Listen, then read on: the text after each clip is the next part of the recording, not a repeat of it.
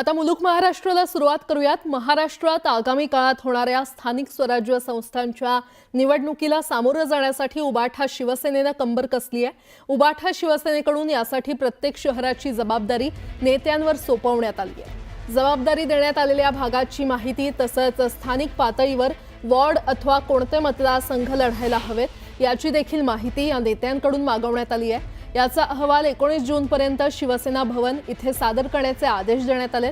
शहर प्रमुख, उपशहर प्रमुख, प्रभाग प्रमुख, 2 वॉर्डसाठी उपविभाग प्रमुख आणि प्रत्येक वॉर्डसाठी शाखा प्रमुख, उपशाखा प्रमुख आणि गट प्रमुख अशी 10 जणांची टीम तयार करण्यात येणार आहे।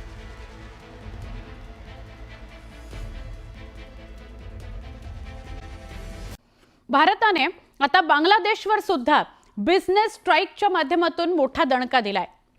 भारतातील बंदरांमधून परदेशात जाणाऱ्या बांगलादेशी वस्तूंवर निर्बंध लादण्यात आलेला आहे। आजवर बांगलादेश परदेशात वस्तू आणि गारमेंट्स पाठवण्याकरता भारतीय बंदरांचा वापर करत होता। यामध्ये प्रामुख्याने तयार कपडे असतील, प्रक्रिया अन्नपदार्थ असतील आणि फळांचा मोठ्या प्रमाणात समावेश होता। मात्र वाणिज्य आणि उद्योग मंत्रालयाच्या परराष्ट्र व्यापार महासंचालनालयाने 7 मे 2025 पासून हे निर्बंध लागू केलेले आहेत।